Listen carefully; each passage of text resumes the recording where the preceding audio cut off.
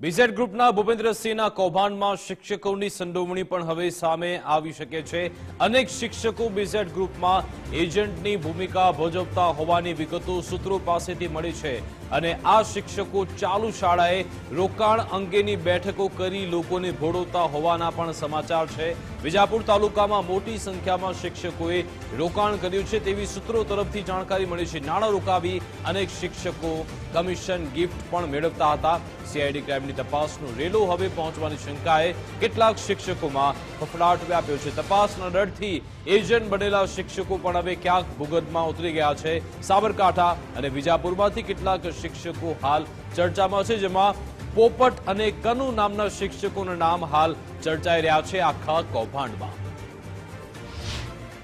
સાબરકાંઠા જિલ્લામાં BZ group દ્વારા Ponzi scheme ચલાવવામાં આવી હતી। 6000 કરોડનું જે લોકો દ્વારા રોકાણ કરવામાં આવ્યું તેના પૈસા હાલ લઈને જે ભાગેડું બીઝેડ છે ભાગી ગયો છે તેવા શિક્ષકોનું નામ પણ સામે આવ્યું છે। સાબરકાંઠા અરવલ્લી હોય તમામ જગ્યાએ શિક્ષકો હતા તે પણ એજન્ટનું કામ કરી રહ્યા હતા। મોટાભાગે શિક્ષકોના પૈસા જે રોકાયેલા છે ત્યારે સાબરકાંઠા જિલ્લા પ્રાથમિક શિક્ષણ આપણી પાસે છે તેના વિશે સીધી વાત કરીશું। સાહેબ, આ શિક્ષકોનું નામ સામે આવે છે, શિક્ષકોએ ઘણી જગ્યાએ રોકાણ પણ કર્યું છે, સાથે સાથે તે લોકો રોકાણ પણ કરાવતા હતા બીઝેડમાં। શું કહેશો, આપની ધ્યાનમાં કોઈ વાત આવી છે કે કેમ? રોકાણ કરાવવા કે એજન્ટની કોઈ પણ ભૂમિકા કોઈ ભજવેલી હશે અને એનું આવશે કોઈ ત્રાહિત વ્યક્તિનું નિવેદન કંઈ પણ તો અથવા કોઈ ફરિયાદ તેને લઈ તપાસ કરી અને નિયમ અનુસારની કાર્યવાહી જે સિચ્યુએશન કરવાની થતી હશે એ અમે કરીશું। સાહેબ, એવી પણ વાત આવી રહી છે કે સાબરકાંઠા સ્કૂલો હોય, જે સ્કૂલોની અંદર પણ મિટિંગો ચાલતી હતી, લોકોને લોભામણી જાહેરાત આપવામાં આવી હતી, મોંઘી ગિફ્ટો આપવામાં આવી હતી, તે પણ વાત સામે આવી છે। શું કહેશો જેને લઈને? આવી કોઈ મિટિંગનો કોઈ પ્લેટફોર્મનો ઉપયોગ કરી થયો હોય એવી આ ફરિયાદ નથી આવી, પણ કોઈ પર્ટિક્યુલર મિટિંગનો કોઈ પ્લેટફોર્મનો ફરિયાદ આવશે તો એની તપાસ કરાવડાવીને એના પર જે કાર્યવાહી કરવાની થતી છે કરવામાં આવશે।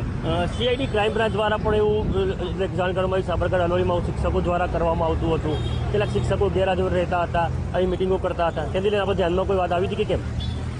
ગેરહાજર રહેલા હશે, ઓન ડ્યુટી નહીં હોય, ના કરેલું હશે, ઓન ડ્યુટી ગેરહાજર રહેલા હશે તેમના વિરુદ્ધ પણ કાર્યવાહી કરવામાં આવશે। કેવા પ્રકારની કાર્યવાહી સાહેબ કરવામાં આવશે, શું કહેશો તેને લઈને? એ તપાસ પરથી ફલિત થાય અને કેટલા દોષિત જણાય છે એના આધારે કાર્યવાહી થતી હોય છે। તો આ જિલ્લા પ્રાથમિક શિક્ષણ અધિકારી સ્પષ્ટપણે કહેવું છે કે આ લોકો શિક્ષકો જોડાયેલા હશે આવી સ્કીમમાં, કે લોકોને લાલચ આપતા હશે, સ્કૂલની મિટિંગો કરી હશે, તમામની ઉપર કાર્યવાહી છે કરવામાં આવશે। સકારાત્મક શિક્ષક જે હશે તેના ઉપર બિલકુલ સ્પષ્ટપણે કાર્યવાહી કરવાની તેમને હાલ તો જણાવ્યું છે। યશ ઉપાધ્યાય, ગુજરાત ફર્સ્ટ, સાબરકાંઠા।